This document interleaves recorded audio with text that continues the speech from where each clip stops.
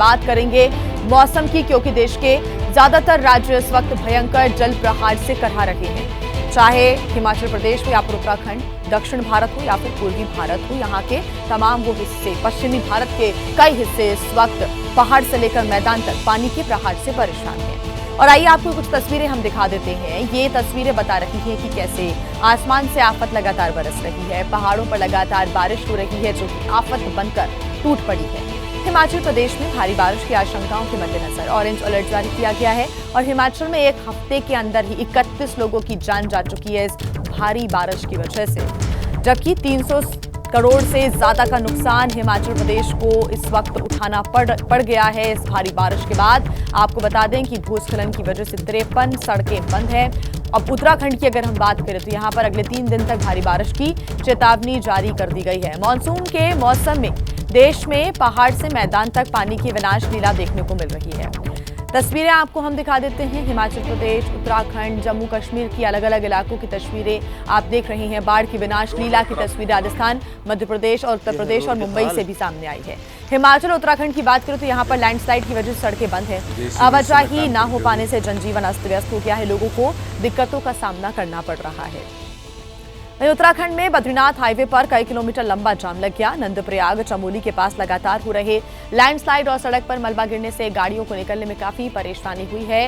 तस्वीरें आप देख रहे हैं, लोग परेशान हो रहे हैं। पत्थर गिरने से बद्रीनाथ मुख्य मार्ग जो है बार बार बंद करना पड़ रहा है।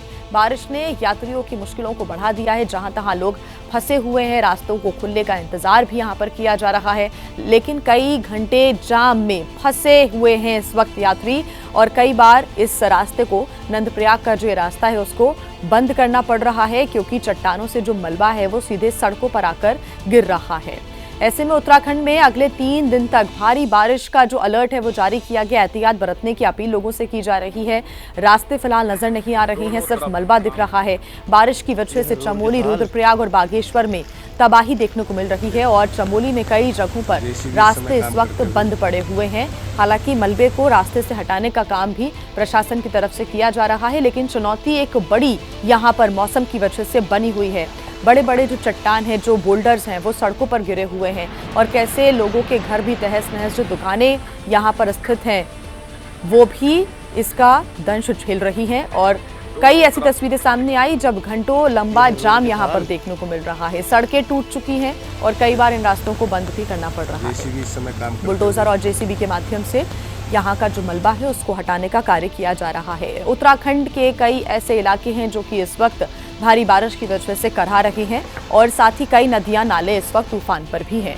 तो उत्तराखंड में बद्रीनाथ और केदारनाथ क्षेत्र में लगातार मूसलाधार बारिश हो रही है, जिससे लोगों की जो समस्याएं हैं, मुश्किलें हैं, वो बढ़ती जा रही हैं। अनाउंसमेंट्स यहाँ पर लगातार हो रहे हैं। अगर हम मंदाकिनी और अलकनंदा नदी की बात करें तो यहाँ पर किनारे बसे लोगों के लिए बड़ा खतरा लगातार बना रहता है। हर वर्ष ये स्थितियां देखने को मिलती हैं। प्रशासन ने लोगों से सुरक्षित स्थानों पर जाने की अपील की है और अलकनंदा नदी की बात करें तो अब वो खतरे के निशान से ऊपर बह रही है। इसका अनाउंसमेंट भी यहाँ पर किया जा रहा है ताकि लोग जो इलाके हैं जहां पर सबसे ज़्यादा बारिश के बाद नदी के उफान का खतरा बना रहता है, वहां पर फिलहाल एहतियातन जाने से बचें, ना जाएं, ये अपील लगातार की जा रही है। और जो नदी किनारे लोग बसे हुए हैं उनको भी अपना घर छोड़कर सुरक्षित स्थानों पर जाने के लिए मजबूर होना पड़ रहा है। उत्तराखंड की तो तस्वीरें ये आपने देखी। अब आपको दिखा देते हैं हिमाचल प्रदेश की तस्वीरें, जहां के कुल्लू में ब्यास नदी फिर खतरा बनती जा रही है और कुछ तस्वीरें सामने आ रही हैं इसकी। ब्यास नदी का जलस्तर लगातार बढ़ रहा है। प्रशासन ने वहां पर एहतियात बरता हुआ है। कई कदम यहां पर एहतियातन उठाए जा रहे हैं। लोगों से यहां पर ना जाने की अपील की जा रही है। ब्यास नदी का भी जो रौद्र रूप है वो देखने को मिल रहा है और जो कटान है वो आप देखिए। ऊपर कई बिल्डिंग्स, कई घर, कई आपको होटल्स भी नजर आएंगे। बड़ी संख्या में लोग जाते हैं हिमाचल प्रदेश, पर्यटक पहुंचते हैं। कुल्लू की अगर हम बात करें तो पर्यटन क्षेत्र है और यहाँ पर जो कटान है ब्यास नदी की वजह से वो भी नजर आ रहा है। ऐसे में जो लैंडस्लाइड का खतरा है वो बना हुआ रहता है। तो कुल्लू में ब्यास नदी फिर खतरे की घंटी बजा रही है। ब्यास नदी का जलस्तर बढ़ रहा है। ऐसे में उधर जम्मू कश्मीर के किश्तवाड़ की बात करें तो यहाँ पर भी खतरा बना हुआ है लगातार। हिमाचल के बाद अब आप ये तस्वीरें देख रहे हैं जम्मू कश्मीर के किश्तवाड़ की। चिनाब नदी ने रौद्र रूप धारण कर लिया है। यहाँ पर बारिश होने से डूम डैम के गेट खोलने पड़े हैं। आप देखिए ये जो ब्रिज तक पानी है वो कैसे नदी का आ रहा है, उफान पर है नदियां और इसी वजह से इस रास्ते को भी बंद करना पड़ा है। राजस्थान के बूंदी में बरधा बांध की बात करो तो यहां से लगातार पानी निकल रहा है। यहां पर बाढ़ आ गई है, बाढ़ की स्थिति है जिसमें बहे 5 लोगों में से एक अभी भी लापता है। उसको लेकर तलाश लगातार की जा रही है। अब प्रशासन की तरफ से रेस्क्यू ऑपरेशन भी चलाया जा रहा है, लेकिन ये बहुत मुश्किल की घड़ी लोगों के लिए, क्योंकि लगातार हर तरफ पानी ही पानी नजर आ रहा है। अब बात कर लेते हैं मध्य प्रदेश की। मध्य प्रदेश के सत्ता में भारी बारिश से बाढ़ जैसे हालात बन गए हैं। कई गांव से संपर्क टूट गया है। रिहायशी इलाके, सड़कें, सब कुछ तालाब में तब्दील हो गए हैं। लोग इन्हीं रास्तों को जान जोखिम में डालकर पार करने को मजबूर हैं। मध्य प्रदेश के बाद बात कर लेते हैं उत्तर प्रदेश की। उत्तर प्रदेश के सहारनपुर की तस्वीरें भी सामने आई, जहां पर भारी बारिश की वजह से हिंडन नदी उफान पर है। हिंडन नदी में बाढ़ आ गई है। स्थितियां देखिए आप। 20 साल के बाद हिंडन नदी पर पुल बनाने का निर्माण कार्य चल रहा था, लेकिन पुल पानी के तेज बहाव में बह गया। बड़ी बड़ी क्रेन के जो टुकड़े हैं जगह जगह दिखाई दे रहे हैं बहते हुए। यहाँ वहां पड़े हुए मलबे में पूरा पुल जो है वो तब्दील होता हुआ नजर आया। लोगों की परेशानियां लगातार अलग अलग राज्यों में बढ़ती हुई इस बार भारी बारिश की वजह से नजर आ रही है। और वहीं बड़ी खबर सामने आई ओडिशा के मयूरभंज से भी, जहां पर देव नदी पर बने एक पुल के ढह जाने के बाद पुलिस ने पूरे इलाके में लोगों की आवाजाही पर रोक लगा दी है। आप पानी का वेग देखिए, इसकी तीव्रता देखिए, तेजी के साथ पानी आगे बढ़ रहा है। भारी बारिश और देव नदी में आए उफान की वजह से पुल टूटकर गिर गया। पहलगाम में हुए आतंकी हमले के बाद इस बार की जो अमरनाथ यात्रा है उसको लेकर सुरक्षा तगड़ी कर दी गई है और सुरक्षा को लेकर सरहद से शहर तक सुरक्षा अभूतपूर्व सुरक्षा के जो इंतजाम है वो नजर आ रहे हैं। बीएसएफ ने जम्मू में अंतर्राष्ट्रीय सीमा पर चप्पे चप्पे पर गश्त बढ़ा दी है और बीएसएफ पहले ही ये साफ कर चुका है कि ऑपरेशन सिंदूर अभी खत्म नहीं हुआ, लगातार जारी है। आतंकियों तक पहुंचने की, उन्हें पकड़ने की, उन्हें नेस्तनाबूद करने की प्रक्रिया जारी है और पाकिस्तान कभी भी अंतर्राष्ट्रीय सीमा से घुसपैठ भी कर सकता है, जिससे निपटने के लिए बीएसएफ ने पूरी तैयारी की है। अब अमरनाथ यात्रा शुरू होने से पहले बीएसएफ ने सीमा पर अपनी तैयारी को धार देना और शुरू कर दिया है। बीएसएफ की महिला कमांडोज पूरे बॉर्डर पर तैनात हैं, इस वक्त निगरानी रख रही हैं लगातार हर एक स्थिति पर। बीएसएफ की जवान सीमा की तारबंदी के साथ फॉरवर्ड ड्यूटी पॉइंट्स पर 24 घंटे पेट्रोलिंग कर रही हैं और ऐसे में पेट्रोलिंग के साथ ही पाकिस्तान की हर नापाक हरकत पर नजर रखने के लिए तमाम उपकरणों का भी सहारा लिया जा रहा है। तो देखिए, जम्मू में अंतर्राष्ट्रीय सीमा से सुरक्षा के अभूतपूर्व बंदोबस्त पर एबीपी न्यूज संवाददाता अजय बैचलर की ग्राउंड रिपोर्ट आपको दिखाते हैं। अमरनाथ यात्रा के दौरान इस बार बीएसएफ अंतर्राष्ट्रीय सीमा और अंतर्राष्ट्रीय सीमा से सटे हुए इलाकों में किसी भी तरीके का जोखिम नहीं उठाना चाहती। जहां बीएसएफ के जवान 24 घंटे इन दिनों बॉर्डर पर अपनी ड्यूटी दे रहे हैं और पाकिस्तान की हर नापाक साजिश पर नज़र रख रहे हैं, वहीं अंदरूनी इलाकों में किस तरह से यहाँ पर एरिया डोमिनेंस की जा रही है, एरिया को खंगाला जा रहा है, तस्वीरें आप एक्सक्लूसिव एबीपी न्यूज़ पर देख रहे हैं।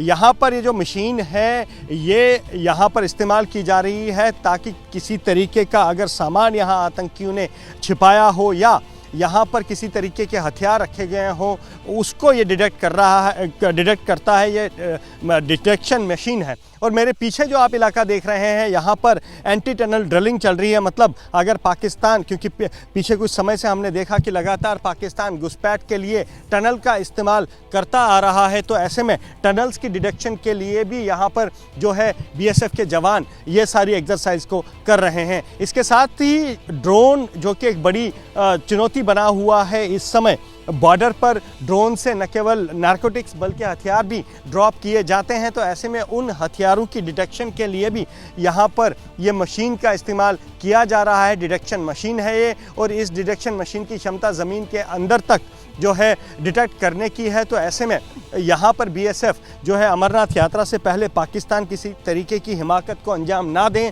न केवल यहाँ पर डिटेक्शन हो रही है, एरिया डोमिनेंस हो रहा है, बल्कि पाकिस्तान जो टनल वाली साजिश रच रहा है, टनल खोदकर घुसपैठ की कोशिश कर रहा है, उन टनल्स की डिटेक्शन के लिए भी यहाँ पर बीएसएफ के जवान जो है, आप देखिए हाथों में ये औजार लेकर लगातार यहाँ पर इस तरीके की डिटेक्शन हो रही है। मकसद साफ है कि सीमा हो या सीमा का अंदर का इलाका, पाकिस्तान की किसी भी नापाक साजिश को अंजाम तक नहीं पहुँचने दिया जाएगा। अमरनाथ यात्रा से पहले किस तरह यहाँ बीएसएफ के ये वीर बहादुर और वीरांगनाएं यहाँ पर दिन रात अपनी ड्यूटी दे रहे हैं, तस्वीरें आप देख सकते हैं। पाकिस्तान की हर नापाक साजिश पर नजर रखने के लिए बाइनोक्यूलर्स की मदद ली जा रही है और लगातार ये वो सियालकोट का इलाका है जो संवेदनशील रहा है पाकिस्तान की तरफ से, और यही वो इलाका है जहां से पाकिस्तान न केवल घुसपैठ की घटनाओं को अंजाम दे सकता है बल्कि ड्रोन वाली साजिश भी इसी बॉर्डर से पाकिस्तान रचता आया है। ऐसे में पाकिस्तान की हर साजिश का जवाब देने के लिए यहाँ पर बीएसएफ किस तरह से 24 घंटे ड्यूटी कर रही है, तस्वीरें आप एबीपी न्यूज पर देख रहे हैं। ये तमाम चौकसी अमरनाथ यात्रा को लेकर है, क्योंकि इस बार की अमरनाथ यात्रा को लेकर सुरक्षा बल किसी भी तरीके का कोई जोखिम नहीं उठाना चाहते हैं, चाहे वो सरहद हो चाहे वो शहर हो। इसी तरीके के पुख्ता बंदोबस्त किए गए हैं ताकि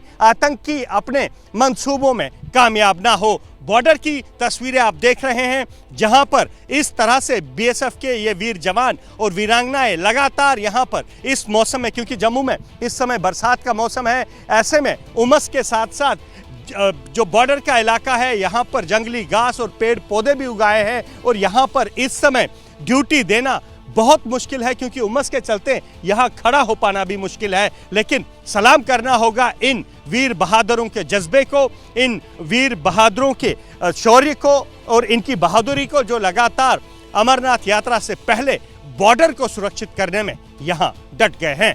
बात कर लेते हैं कोलकाता की, जहां के लॉ कॉलेज में छात्रा के साथ गैंगरेप मामले में सियासी घमासान लगातार जारी है। बता दें आपको कि टीएमसी के नेताओं ने विवादित बयान दिया और अपने बयानों को लेकर विवादों में घिरे टीएमसी के नेता कल्याण बनर्जी और मदन मित्रा ने ये विवादित बयान दिए हैं। बयानों पर टीएमसी को सफाई भी देनी पड़ी। टीएमसी ने इन बयानों से किनारा कर लिया है और टीएमसी ने सोशल मीडिया पर जारी किया है बयान और एक पोस्ट साझा करते हुए कहा है कि ये बयान जो है वो उनके निजी बयान है और टीएमसी ने बयानों से खुद को अलग कर लिया है। पार्टी नेताओं के बयानों की कड़ी निंदा भी टीएमसी की तरफ से की गई है। तो एक तरफ तो जहां लगातार इस पूरे मामले को लेकर जांच पड़ताल की जा रही है, दूसरी तरफ गैंगरेप मामले को लेकर सियासत भी जारी है। कल्याण बनर्जी, मदन मित्रा ने विवादित बयान दिया था जिसको लेकर अब टीएमसी ने सफाई दी है। अब देखिए, अपनी पार्टी की सफाई आने के बाद कल्याण बनर्जी का थोड़ा सा जो बागी रुख है वो देखने को मिल रहा है। कल्याण बनर्जी ने एक्स पर पोस्ट किया है, कहा है कि मैं टीएमसी से पूरी तरह असहमत हूं। क्या वे अप्रत्यक्ष रूप से उन नेताओं का समर्थन कर रहे हैं जो इन अपराधियों को बचा रही हैं? जब तक सीधे तौर पर जिम्मेदार नेताओं के खिलाफ तत्काल कार्रवाई नहीं की जाती, तब तक केवल अकादमिक बयानों से कोई वास्तविक बदलाव नहीं आएगा। मेरे शब्दों और बयानों के पीछे के इरादों को सही मायने में समझने के लिए एक निश्चित स्तर की नैतिक और बौद्धिक एकता की आवश्यकता है, जो दुर्भाग्य से गायब लगती है। तो टीएमसी विधायक मदन मित्रा ने भी पार्टी के रुख पर जवाब दिया और एक पोस्ट किया। क्या कहा है वो भी आपको बता देते हैं। कहा है कि पार्टी हाईकमान से अनुरोध है कि वो मुझे गलत ना समझे, जबकि मैं व्यक्तिगत रूप से अपने बयान को स्पष्ट करने के लिए किसी भी जांच का सामना करने के लिए तैयार हूं। मुझे विश्वास है कि मेरी पार्टी इस मामले में आगे कोई भी कदम उठाने से पहले 2 बार विचार करेगी।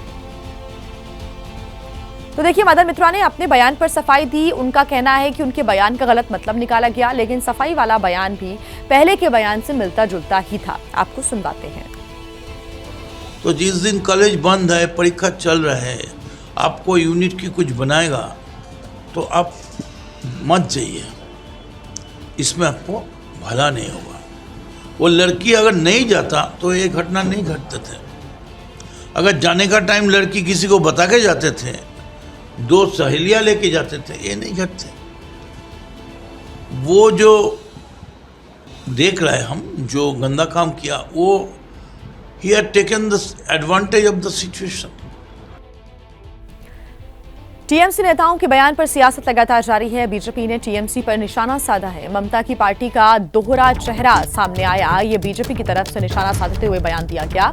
अमित मालवीय ने टीएमसी पर निशाना साधा है। टीएमसी अपने सांसद और विधायक से दूरी बना रही है। टीएमसी दोषियों को बचाती है, बीजेपी का कहना है। टीएमसी पीड़ितों की आवाज को भी दबाती है। बीजेपी ने यह निशाना साधा है, सुनिए। तृणमूल कांग्रेस का हर नेता एक्यूज को डिफेंड करने का प्रयास कर रहा है और विक्टिम को ब्लेम करने की बात कर रहा है। और ये इसीलिए है क्योंकि एक्यूज तृणमूल कांग्रेस का खुद का नेता है और ये कोई पहली बार नहीं हुआ है। कल्याण बैनर्जी ने भी इसी तरीके का स्टेटमेंट दिया था। याद करिए आरजी का रेप और मर्डर केस के अंदर ममता बनर्जी ने विक्टिम के पेरेंट्स को पैसे देकर उनके बयान को प्रभावित करने का प्रयास किया था। महिला विरोधी क्राइम में ना एक्शन लेती है और अपने नेताओं को प्रोटेक्ट करती है। एक्ट्रेस शेफाली जरीवाला के निधन को लेकर कई सारे सवाल खड़े हो गए हैं, क्योंकि उनकी मौत किस वजह से हुई है ये अब तक साफ नहीं हो सका है। शनिवार शाम को शेफाली का अंतिम संस्कार किया गया, जिसमें उनके परिवार और दोस्त शामिल हुए। शेफाली की मौत की वजह पोस्टमार्टम से भी साफ नहीं हुई है। बीएमसी ने इसे लेकर जो जानकारी दी उसके मुताबिक शेफाली की मौत की वजह फिलहाल स्पष्ट नहीं हो पाई है और डॉक्टर्स ने अपना जो ओपिनियन है वो रिजर्व रख लिया है।